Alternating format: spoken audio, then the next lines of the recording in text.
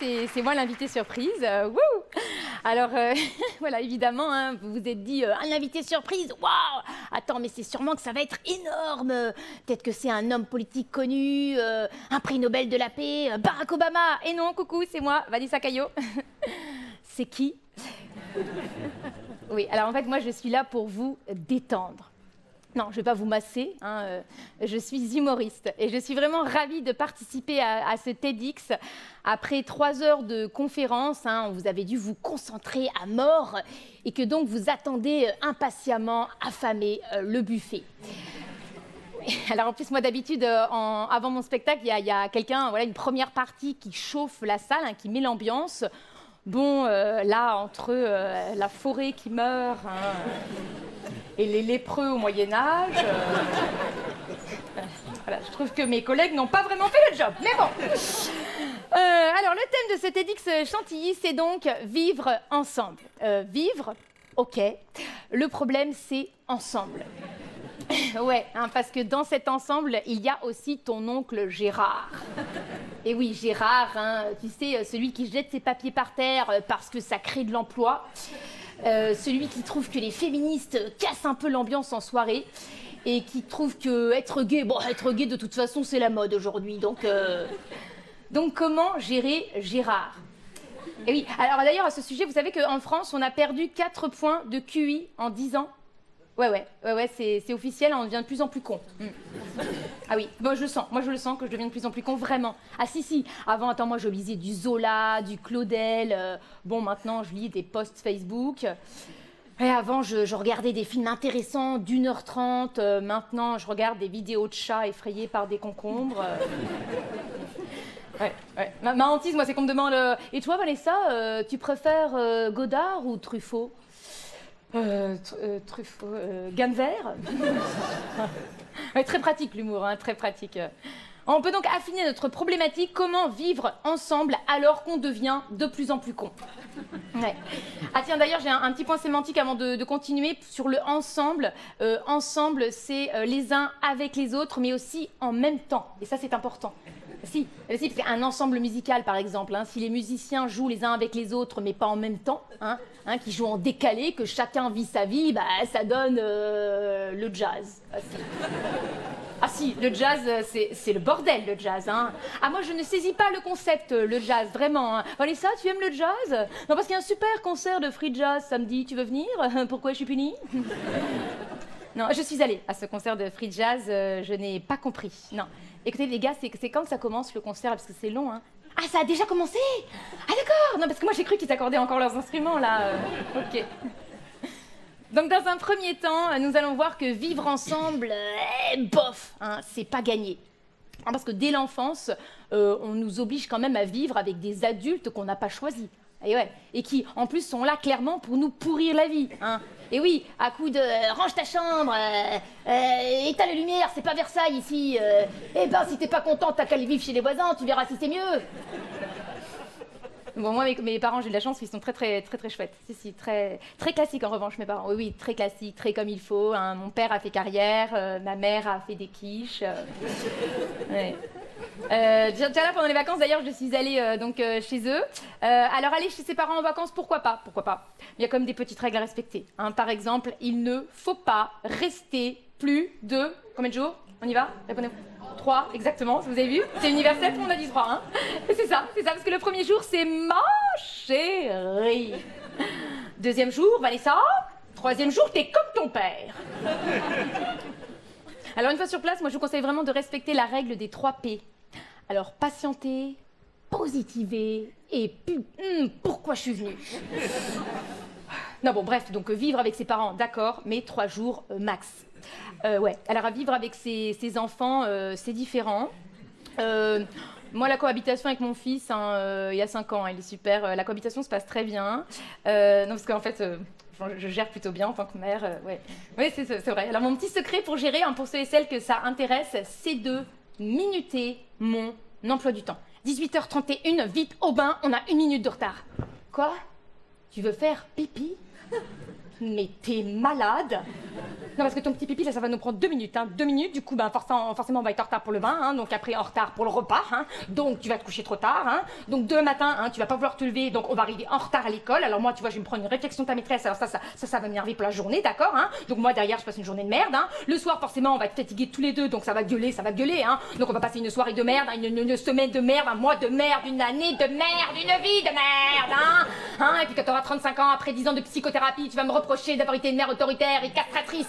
Et c'est moi qui vais devoir faire 10 ans de thérapie pour m'en remettre à leur pisse dans ton bain.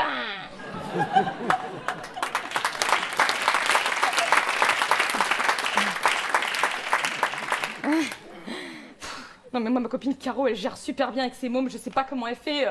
Bon déjà chez elle on dirait un appartement témoin. Ses gamins font de la harpe et du japonais.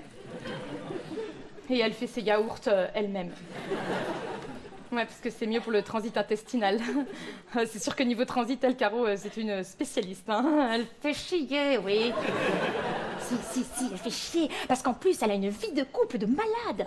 Attends, son mec, il est tellement féministe que les gens lui disent « Oh là là, t'as de la chance, Franck. Elle t'aide vachement, ta femme, à la maison. Hein » C'est pas comme ça, d'habitude. Non, parce que moi, j'ai été en couple hein, avec le père de mon fils. J'ai vécu avec lui pendant 10 ans, d'ailleurs. Hein, 10 ans. C'est beau, hein? Mais c'est long. Si. Non, mais il était très gentil, hein, vraiment très très gentil, très arrangeant. Hein. Tu veux faire quoi, mon chéri, ce week-end? Ah non, c'est toujours moi qui choisis, hein. Cette fois, c'est toi. Comme je veux? Eh ben, je veux que toi, tu décides. Une balade en forêt? Ok. Alors après, on a mis un système en place, un week-end, je décide, un week-end, il décide. Donc par exemple, un week-end Venise, un week-end balade en forêt. Un week-end resto-théâtre, un week-end balade en forêt. Un week-end grosse fête à la maison, un week-end... Vous voyez, c'est chiant quand même, hein Non, après l'étape de la séparation, t'as l'étape un peu délicate de l'annonce à ton entourage, à ta mère. Tu quittes le père ton fils? Mais enfin, mes poupounes, mais pourquoi faire? Bah, et toi qui adores les balades en forêt? Alors après, t'as l'étape dépression. Alors ça, c'est vraiment l'étape où tout est réussi. Quand tu sors, il pleut. Quand tu manges tes pâtes, c'est directement dans ta casserole. Et le téflon, c'est pas bon. Et quand quelqu'un t'appelle, c'est Dominique Leroy des fenêtres Triba. Elle te vaut bien isolée? Ah oui. Non, mais je suis bien isolée, oui. Non, parce que vivre ensemble, bof, mais vivre seul, bof aussi, hein. Donc moi, je me suis mise à la recherche du nouvel homme de ma vie. Bon, ça, c'était mon plan A. Ouais, après, je suis rapidement passée au plan B, hein, juste trouver un mec normal. Bon, et visiblement, hein, l'univers avait d'autres projets sur moi, tu vois, et m'a envoyé tous ses boulets. Hein. Ouais, le pire, c'est le radin, je trouve. Ah, le radin. Le problème, c'est qu'avec la tendance actuelle, tu sais plus si le mec, il est radin ou écolo. C'est vrai, il veut jamais partir en week-end. C'est une pince ou il veut réduire son empreinte carbone? Je sais pas.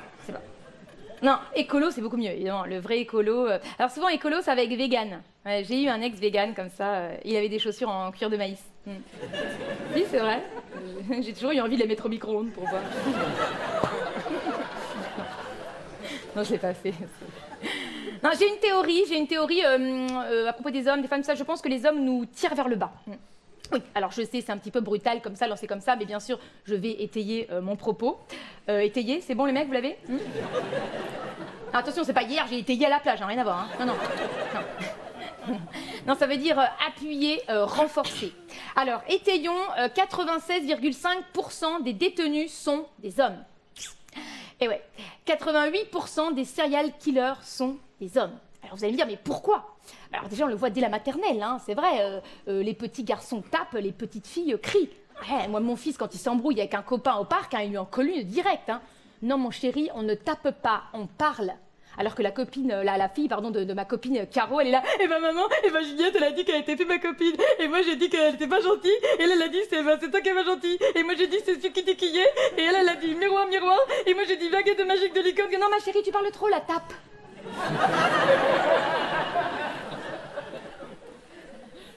Alors, deuxième raison, c'est votre ego, messieurs. Oui, si on prend par exemple le chiffre des serial killers, il y a beaucoup plus d'hommes tout simplement parce qu'ils se font plus choper. Voilà, oui, la serial killeuse, elle est maligne, elle tue discretos. Ouais, asphyxie, poison, injection létale, ça ne se voit pas. Mais le serial killer, lui, lui, il te sort la tronçonneuse comme ça. Après, il te met le tout dans des sacs poubelles, mais alors vert fluo, tu vois, en chantant du Joule et ça fait Zumba, capéo, capéo, capéo. Et puis après, il repart avec un gros pick-up, mais alors rouge vif comme ça, avec des flammes en travers. Oh merde, il y a des flics. Ah mais c'est fou ça, comment ils ont su? Voilà, la difficulté donc de vivre ensemble, c'est de gérer les hommes. Mais je suis désolée, messieurs, mais les chiffres parlent d'eux-mêmes, hein. Puis je vous adore, moi, bien sûr, évidemment que je vous adore. Enfin, pas tous, hein, non, surtout un, là, parce que j'ai rencontré quelqu'un. Ouais, c'est vrai, il était temps. Si. C'est parce que moi, j'en étais arrivée au stade du célibat où j'allais chez l'ostéo juste pour que quelqu'un me touche. Si. Bah oui, on l'a vu avec le confinement, on a besoin d'être touchés. Enfin, on a besoin de contact, tu vois, les uns des autres. Attends, moi, quand j'ai refait la bise pour la première fois à une copine après les confinements, mais...